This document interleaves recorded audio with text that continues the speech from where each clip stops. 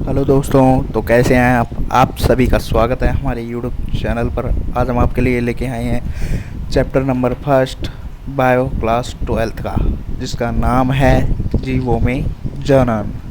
दोस्तों, अगर आपको वीडियो अच्छी लगे तो लाइक शेयर फॉलो ज़रूर करना और हमारे चैनल को सपोर्ट ज़रूर करना। दोस्तों, इसमें हम आपको ओनली 15 मिनट में पूरा चैप्टर क्लियर करवाएंगे और एक भी टॉपिक नहीं छोड़ेंगे। तो आइए शुरू करते हैं दोस्तों। हमारा पहला टॉपिक आता है जनन। तो देखते हैं जनन किसे कहते हैं। जीवों में संतति उत्पन्न करने की क्षमता जनन कहलाता है।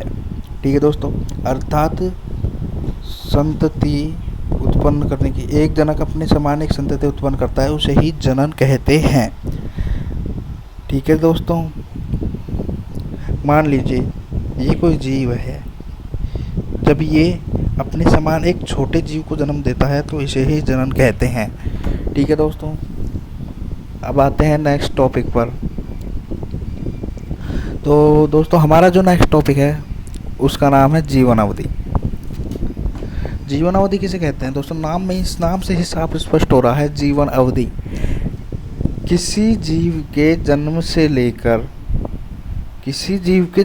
लेकर उसकी प्राकृतिक मृत्यु तक का समय। किसी जीव के जन्म से लेकर उसकी प्राकृतिक मृत्यु तक का समय जीवन अवधि कहलाता है। ठीक है दोस्तों, तो अब देखते हैं हम हमारा नेक्स्ट टॉपिक जो आता है जनन। अब जनन कितने प्रकार का होता है यहाँ पर हम पढ़ेंगे। तो दोस्तों, जनन जो होता है वो 2 प्रकार का होता है, अलैंगिक जनन और लैंगिक जनन। अलैंगिक जनन में आंतरिक खंड है, उसमें पहला आता है विखंडन। विखंडन में क्या होता है दोस्तों? जो कोशिका होती है वो एक से अधिक भागों में विखंडित हो जाती है, जिसे कोशिका विभाजन भी कह सकते हैं हम। अब नेक्स्ट हमारा आता है उसे हम कहते हैं कायिक प्रवर्धन। ठीक है दोस्तों, कायिक प्रवर्धन नाम से स्पष्ट हो रहा है, इसमें कायिक भागों से जनन होता है, जैसे जड़, तना, पत्ती इत्यादि। ठीक है दोस्तों, जो अगला हमारा आता है वो है मुकुलन और बीजाणु जनन। आइए आगे बढ़ते हैं दोस्तों। अगला हमारा टॉपिक आता है अलैंगिक जनन की परिभाषा क्या है। तो अलैंगिक जनन को समझने के लिए आइए हम देखते हैं इसकी परिभाषा। तो जब जनन की क्रिया में केवल एक ही जीव भाग लेता है, अर्थात केवल एकल जीव ही क्या करता है? संतति उत्पन्न करता है, तो उसे अलैंगिक जनन कहते हैं। ठीक है दोस्तों, अब आते हैं लैंगिक जनन। जब दो विपरीत लिंग वाले जीव जनन की क्रिया में भाग लेते हैं तो उसे लैंगिक जनन कहते हैं। यहाँ पर 2 जीव हैं विपरीत लिंग वाले, अब ये दोनों मिलकर संतति उत्पन्न करते हैं, तो ये हो गया लैंगिक जनन का उदाहरण। अब पढ़ते हैं लैंगिक जनन की प्रमुख घटनाएं। लैंगिक जनन में होने वाली जितनी भी प्रमुख घटनाएं हैं उनका हम यहाँ पर पढ़ेंगे। तो सबसे पहले आते हैं निषेचन पूर्व घटनाएं। इसमें क्या होता है दोस्तों? युग्मकों के संलयन से पूर्व की सभी घटनाएं सम्मिलित होती हैं। ठीक है दोस्तों, अब आते हैं हमारे निषेचन। इसमें दोनों युग्मक मिलकर निषेचन करते हैं। अब आता है निषेचन पश्च घटनाएं।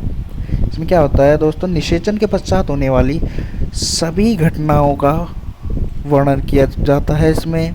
दोस्तों, इसको आपके विस्तार से पढ़ने की कोई ज़रूरत नहीं है, आपको केवल इन टॉपिक को ही पढ़ना है और आपको सारा चैप्टर क्लियर हो जाएगा, इस बात की गारंटी हम लेते हैं। ठीक है दोस्तों, तो आइए नेक्स्ट हमारा टॉपिक है जीवों में लैंगिकता। तो यहाँ पर हम जीवों में लैंगिकता 2 प्रकार की होती है। सबसे पहले हम पढ़ेंगे उभयलिंग श्रेयी या समथैलेसी। तो वे जीव जो द्विलिंगी होते हैं, यानी एक ही जीव में 2 लिंग होते हैं, उसे उभयलिंग श्रेयी या समथैलेसी कहते हैं। इसका एग्जाम्पल होगा केचुआ और कॉकरोच। ठीक है दोस्तों, अब नेक्स्ट हमारा आता है एक लिंग श्रेयी या विषमथैलेसी।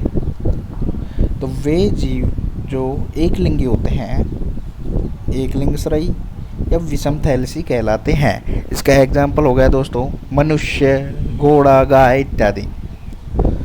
अब हमारी परिभाषा आती है कि युग्मक संलयन की। युग्मक संलयन किसे कहते हैं? तो दोस्तों नर तथा मादा युग्मकों के संलयन या संयोजन की प्रक्रिया को युग्मक संलयन कहते हैं। ठीक है दोस्तों। अब आता है हमारा बाह्य निषेचन। निषेचन दो प्रकार का होता है। बाह्य निषेचन, जब निषेचन की प्रक्रिया जीव के शरीर के बाहर संपन्न होती है।